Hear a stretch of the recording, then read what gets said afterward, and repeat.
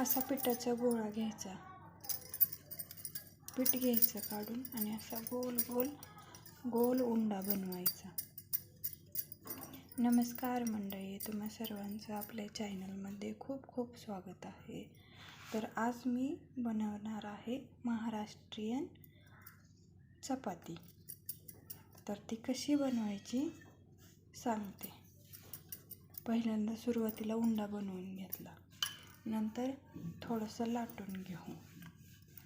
लाटलं, थोडं तेल लावू.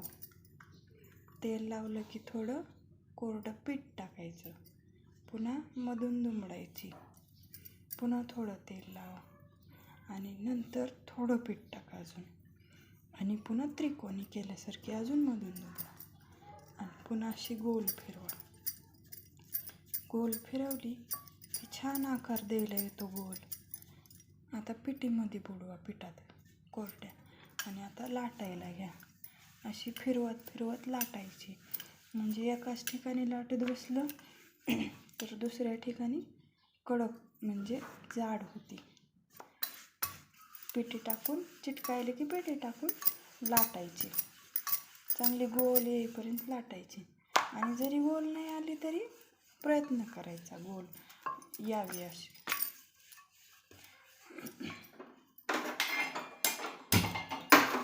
आणि एका साईडला गॅसवरती तवा गरम करायला ठेवायचा.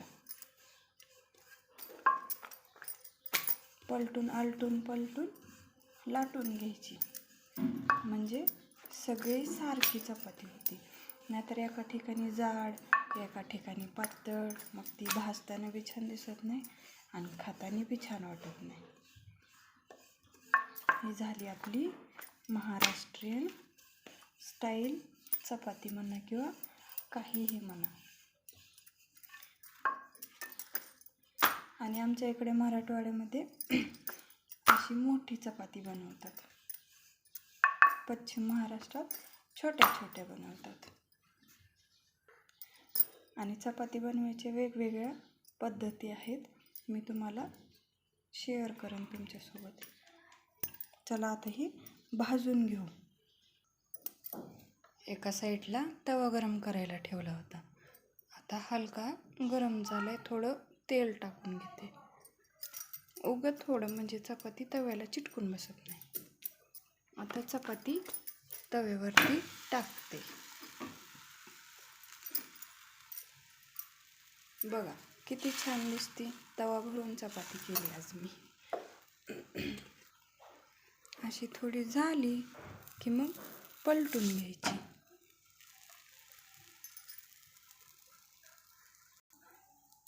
हो का, पीठ टाकल्यामुळे फुगती चपाती छान छान. आता बघा कशी फुगते.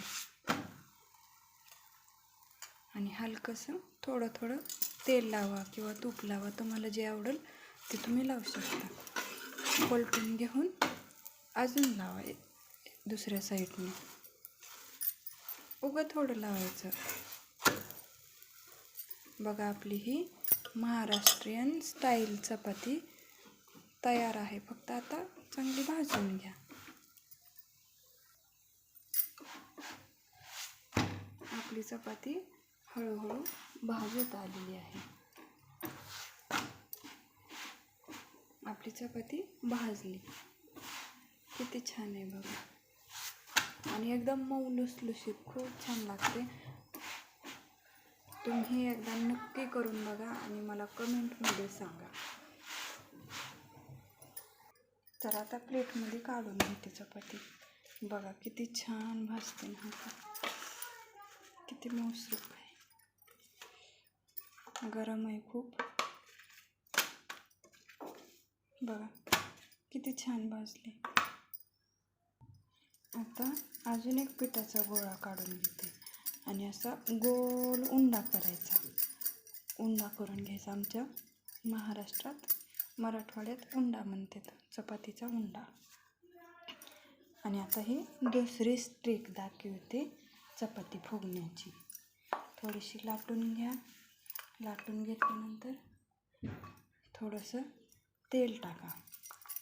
तेल लावलं, थोडंसं पीठ आणि ही निऱ्या केल्यासारख्या करीत जायचं, म्हणजे आपली चपाती छान होते.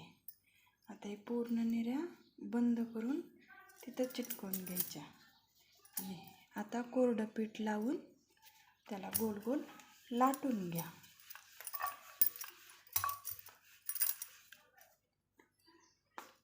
आणि आपल्याला अंदाज येतोच चपाती कुठं जाड आहे, कुठं पातळ आहे, कशी, आणि गोल गोल फिरवायची, फिरवत राहायचं. लाटतानाच फिरत राहते मनानेच चपाती. पिठी जर नसेल दुसऱ्या साईडने तर फिरत नाही, आणि जास्त पण पिठी लावायची नाही.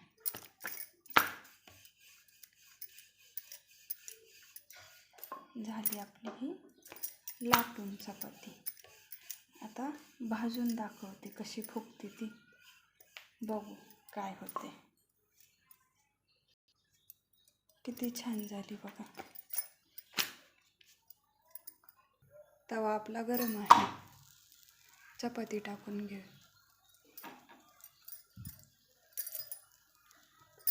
पलटून घेते. तवा गरम असल्यामुळे लगेच पलटली चपाती, कारण खालून दुसऱ्या साईडने करपण्याची शक्यता असते.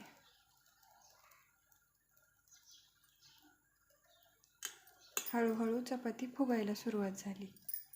पलटून घेऊ. थोडं तेल किंवा तूप लावा.